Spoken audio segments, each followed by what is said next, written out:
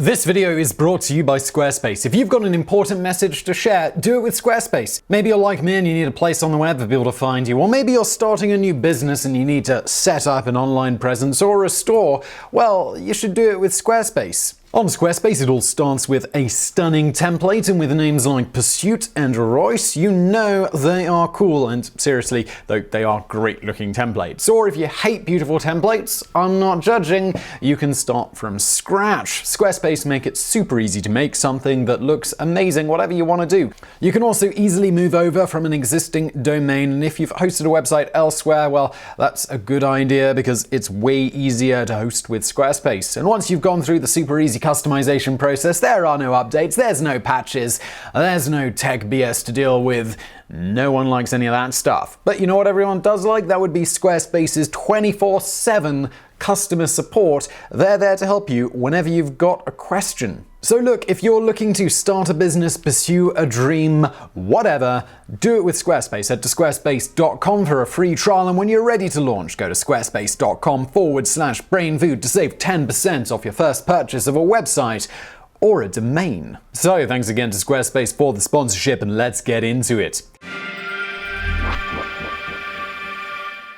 Historically, written language has always been rather limited in its ability to adequately represent the nuance of in-person communication, which comes with a whole slew of gesticulations, as well as facial expressions and subtle shifts in tone, and things like that. As such, humans have been attempting to find ways around this problem seemingly as long as we've been writing stuff down. Going back to the earliest alphabetic writings, their situation was unsurprisingly worst of all, with a complete lack of lowercase letters, as well as lacking punctuation and even spaces between the words. As you might imagine, for example, in ancient Greek, it was a rare feat for an individual to understand a given text that they were reading the first time through, or even after several readings. By the 3rd century BC, punctuation in the West started to become a thing, though its spread was not without its detractors. For example, Roman orator Cicero, from 106 to 43 BC, scorned such punctuation, noting things like when and how long to pause for breath when reciting some bit of written text ought to be determined not by a stroke interposed by a copyist, but by the constraint of the rhythm. In short, he felt adding punctuation was an inferior form of writing, and the person speaking the text should be skilled enough to figure it out without any punctuation, based on just the words alone. Bizarrely, it would be another 1,000 years after rudimentary punctuation was introduced before spaces between words would become common, which happened around the 7th and 8th centuries. It would be another 800 years or so on top of that, thanks to the printing press, that humans thought it would be a good idea to once again improve on our ability to convey meaning in writing better, this time in more defined and consistent usage of punctuation and syntax. A major push towards this end came thanks to one Aldo Manutius the Younger, 1547 to 1597, who published a book on the subject in the early 1560s called Orthographiae Ratio, a system of orthography. In the book, Aldo built on the ancient Greeks' minimal punctuation marks and designated that the comma would separate phrases and clauses, the colon would be used for lists, and the full point, read period, would denote the end of a sentence. Aldo explained the uses of other basic punctuation, including the question mark, apostrophe, exclamation point, and quotation marks. On top of that, he explicitly noted the purpose of these marks was more than merely as a rhetorical aid, but that such marks were necessary in order to express and preserve meaning. Ben Jonson's English Grammar from 1640 further solidified this idea, illustrating how punctuation could help preserve an author's original intention, rather than just giving a guide on how to read a text out loud. Well received by most by the time of the Restoration, 1660, using punctuation for syntactical purposes was finally common, though much like with Cicero before, not without some detractors. A universal truth throughout the ages is that people really hate change, no matter if it's clearly superior. And when talking about anything academic, people generally think things are wrong or worse when not the way that they were taught growing up, regardless as to whether it's even possible in a given thing to be inherently right or wrong. Okay, so what does any of this have to do with the emoticon and emoji? Well, as alluded to, throughout the progression of written language, even through modern times, many of even the most distinguished writers readers have lamented that the basic written language tools available are insufficient to make the meaning of certain statements and words in the context of a written work inherently clear. Enter emojis and emoticons, examples of which have been around for a shockingly long amount of time, despite only recently being used widely in communication. In fact, it turns out the earliest known smiley on something goes all the way back about 4,000 years, found on a Hittite pot used for storing sherbet. Apparently, drinking said sherbet made the owner of the pot happy, and he felt compelled to express that on the pot itself. From there, we need to fast forward to 1635 for the next prominent smiley that was meant to communicate something, penned by notary Jan Ladislades of the town of Trenčín in Slovakia. He drew this noteworthy little smiley next to his signature when he signed a document concerning the accounts of the chamberlain of the town hall. Presumably, this was to enhance his signature's text to indicate that he was not just signing off on the document's contents, but was also happy with them. The next known instance of a smiley in text occurred in a 1648 poem by Robert Herrick to Fortune, which has the lines, "Tumble me down and I will sit upon my ruins, smiling yet."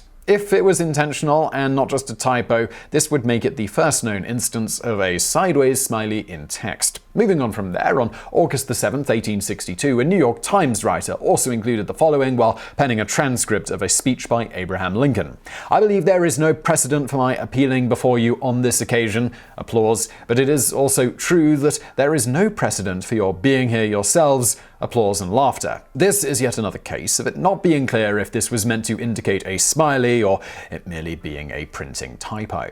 Whatever the case, becoming more explicit, on March 30th, 1881, Puck magazine editors went so far as to create a set of typographical emoticons to help out in making certain writing more clear, with their set representing joy, melancholy, indifference, and astonishment. Moving on to the early 20th century, and in 1912, famed writer Ambrose Bierce proposed his own little smiley to indicate when one is joking, stating, "It is written thus and represents, as nearly as may be, a smiling mouth. It is to be appended with the full stop to every jocular or ironical sentence, or without the stop to every jocular or ironical clause of a sentence otherwise serious. Thus, Mr. Edward Bok is the noblest work of God." Independently building upon this idea, in 1936, Alan Gregg of Harvard even attempted to create a whole set of emoticons using dash for the smile, dash dash for laughter, asterisk for wink, and a hash for frown. Unfortunately, in all the preceding cases and countless similar attempts to improve the tools of writing to better capture what we humans can convey in person so easily with our body language and tone, Gregg's ideas did not stick. One reason for this was a lack of perceived need by the masses, as humans historically used writing very differently than conversational speech. This is illustrated by linguist John McWhorter of Columbia University. When you write, because it's a conscious process, because you can look backwards, you can do things with language that are much less likely if you're just talking. For example, imagine a passage from Edward Gibbon's The Decline and Fall of the Roman Empire. The whole engagement lasted above 12 hours, till the graduate retreat of the Persians was changed into a disorderly flight, of which the shameful example was given by the principal leaders of the Cyrannus himself. That's beautiful, but let's face it, nobody talks that way. Casual speech is something quite different. Linguists have actually shown that when we're speaking casually in an unmonitored way, we tend to speak in word packets of maybe 7 to 10 words. That's what speech is like. Speech is much looser, it's much more telegraphic. It's much less reflective, very different from writing. So we naturally tend to think, because we see language written so often, that that's what language is. But actually, what language is speech. They are two things. Thus, up to this point, while people were writing books, speeches, and letters and the like, these are all generally a much more thoughtful way of communicating, akin to highly structured monologuing at someone for some amount of time. Even in the case of many letters, this often expects a lengthy, thoughtful monologue both to someone and in return. It's not usually a conversation as we would do in person, particularly throughout much of history, where the relative difficulty and time it took to send a letter to someone any distance away did not exactly encourage people to restrict themselves to a quick message. Thus, while the telegraph would see advancements in the art of mimicking human conversation more accurately, as we'll get into in the bonus fact in a bit, the stronger pressure to try to capture conversational human speech in text form wouldn't really come until the digital age, when that's exactly what humans started trying to do. The problem, of course, is that we found the restrictions of traditional writing and the tools available insufficient for the task. This all inspired the users of, for example, the Plato 4 system in 1972 to actually use a facility of that system to solve the problem, creating a whole slew of the first emojis and emoticons in the process. And if you're wondering about the distinction here, emoji derives from the Japanese for picture and character, so picture character. In contrast, emoticon derives from the English emotion icon. Thus, while you might think, given the two words' similarity and what they represent also being similar, that one came from the other, this, though, is actually purely coincidental. In any event, going back to the Plato 4 system, with this system, users could press Shift Space and then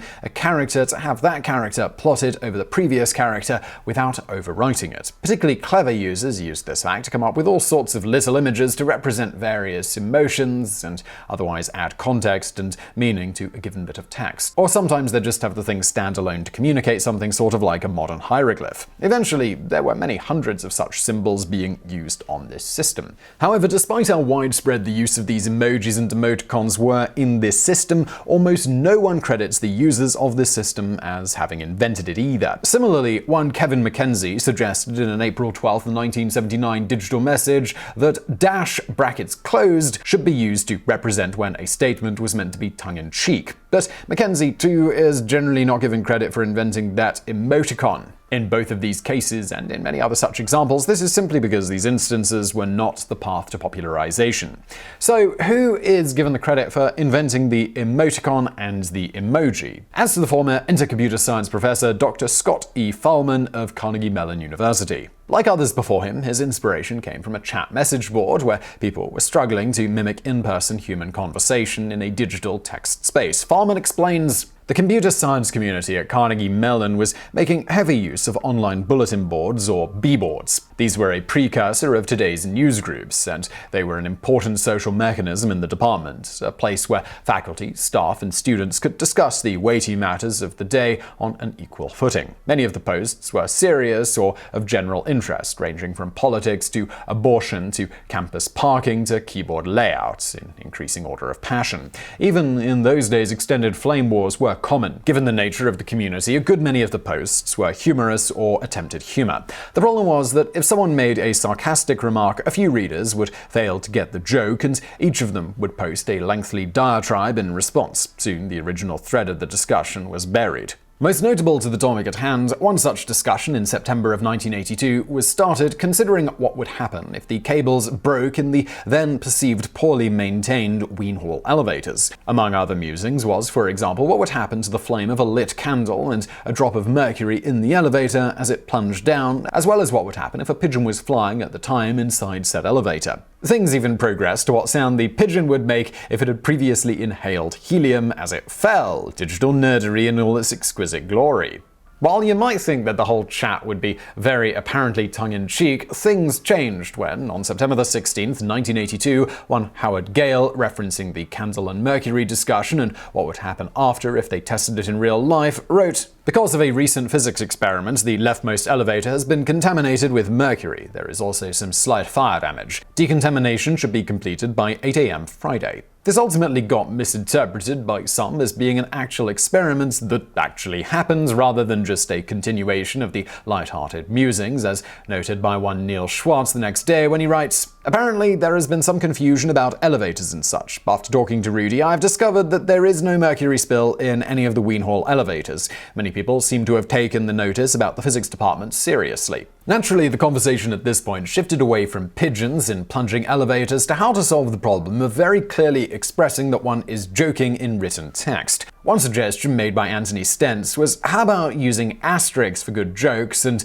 percentage sign for bad jokes? We could even use asterisk percentage sign for jokes that are so bad they're funny. To which Keith Wright replied, no, surely everyone will agree that ampersand is the funniest character on the keyboard. It looks funny, like a jolly fat man in convulsions of laughter. Say it out loud and fast 3 times. I just know if I could get my nose into the vacuum of the CRT, it would even smell funny.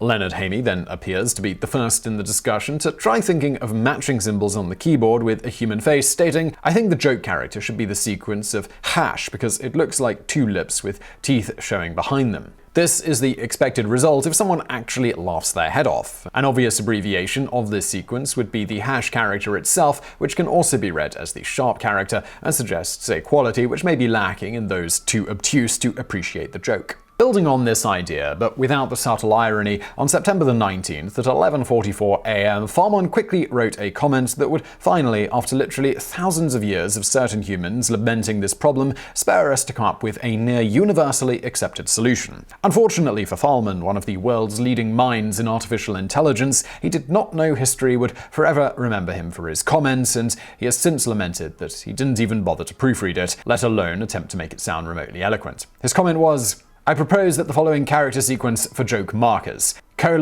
:dash, brackets closed. Read it sideways. Actually, it is probably more economical to mark things that are not jokes given current trends. For this, use :dash, open brackets."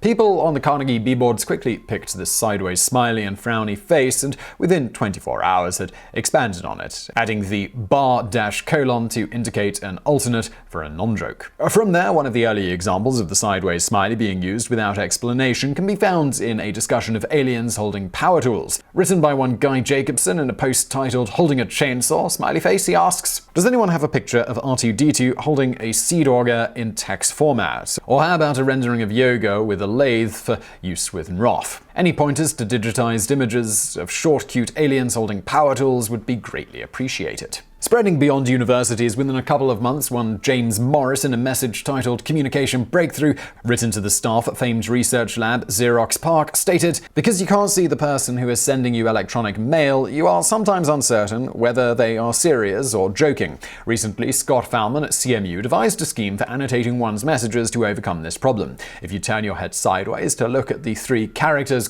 :dash, brackets closed, they look sort of like a smiling face. Thus, if someone sends you a message that says, 'Have you stopped beating your wife?' smiley face, you know they are joking. If they say, 'I need to talk to you,' frowny face, be prepared for trouble." At this point, we feel it's worth explicitly pointing out that yes, the path to emoticons becoming popular did not come through so-called illiterate teenagers, but came from and were popularized by some of the world's leading academic minds. In any event, this notation likewise spread to the ARPANET, among many other systems, with others along the way coming up with a number of other emoticons to further expand the range of ways to enhance written text. Fast forwarding to the 1990s, and some were even going so far as to develop actual picture versions of emoticons instead of just using symbols on the keyboard, more or less going back to what users of the Plato 4 had long before been doing, but using defined picture fonts this time. Examples of this can be seen in things like Microsoft's Wingding font, developed in 1990. But Wingdings and other similar things are not generally credited as launching the emoji. Again, with these sorts of things, credit is generally given to the person who made the thing that ultimately resulted in the popularization, not who was actually first. This could not be better illustrated by the fact that a set of 90 emojis were included with the release of the J-phone on November 1st, 1997. However, this set of emojis is not generally considered to be where the emoji originated either, primarily because the J-phone at this point was outside of the price range that most could afford and thus did not bring emojis to the masses. For that, we need to turn to a worker at the telecommunications company NTT Docomo, Shigetaka Kurita. A year after the J-phone emoji set, in 1998, Kurita was tasked with creating a set of pictures to sum up various emotions and ideas for NTT Docomo's iMode mobile internet system. Beyond aiding in conversational clarity in this system when sending messages, you only had a maximum of 250 characters to work with, making emojis even more handy for concisely expressing ideas. And so it was that in a mere 5 weeks, Kurita came up with 176 12x12 pixel emojis. As for his interpretations, he stated, "Both emoji and kanji, Chinese characters used in the Japanese writing system, are ideograms. But I did not find inspiration for designing emoji in the kanji. In creating emoji, I found inspiration in pictograms, manga, and all sorts of other sources." When the emojis were released with the system in 1999, they proved to be extremely popular and were copied by other companies around Japan and then beyond. Since then, both emojis and emoticons have been providing an essential and ever-expanding tool to enhance our written language communication, which today, at least when talking distance communication, has come to dominate the way we talk to one another. For example, texting alone accounts for approximately 5 times as many messages between people compared to phone calls, and when adding in email and social media posts, which also frequently use emoticons and emojis, the numbers skew even further. Similar to Cicero lamenting early examples of punctuation,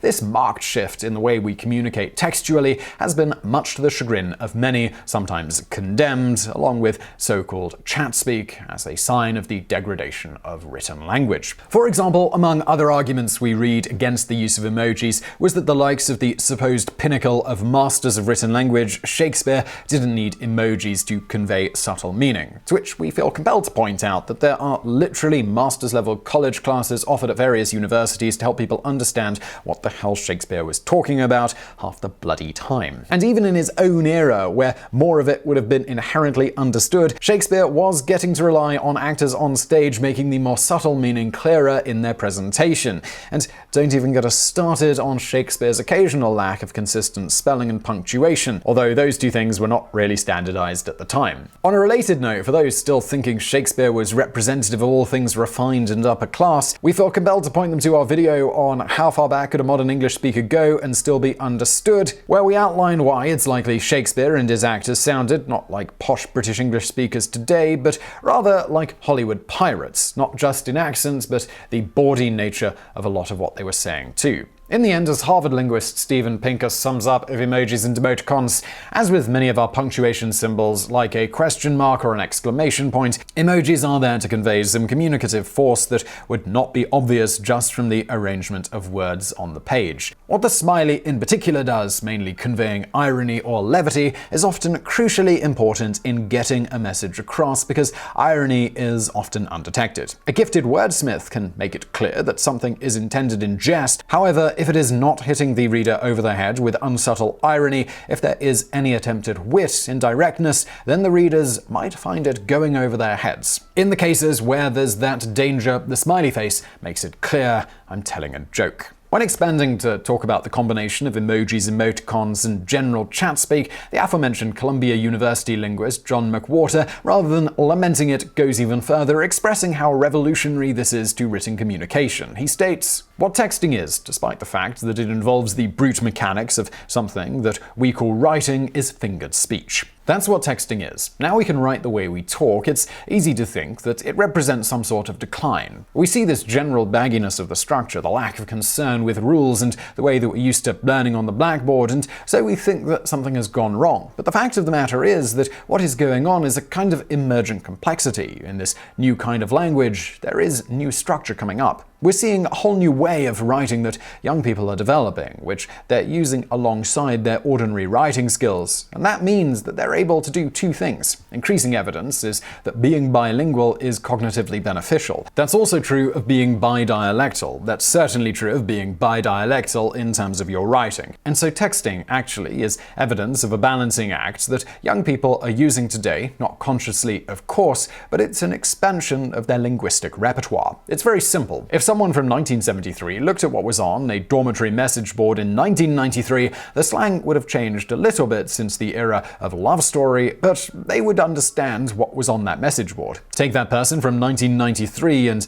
they read a very typical text written by a 20-year-old today. Often they would have no idea what half of it meant because a whole new language has developed among our young people doing something as mundane as what it looks like to us when they're batting around on their little devices. If I could go into the future, if I could go to 2033, I'd ask, please show me a sheaf of texts written by 16-year-old girls, because I would want to know where this language had developed since our times, and ideally I would send them back to you and me now so that we could examine this linguistic miracle happening right under our noses.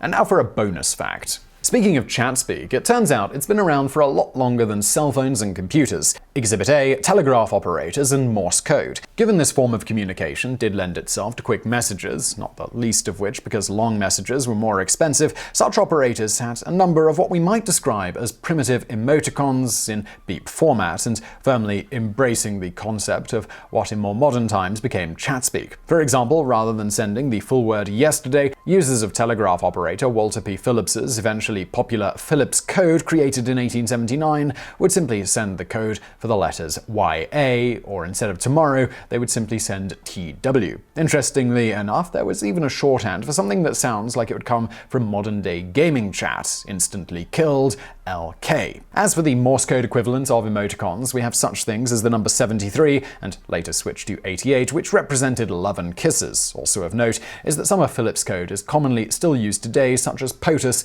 and SCOTUS, President of the United States and Supreme Court of the United States, respectively.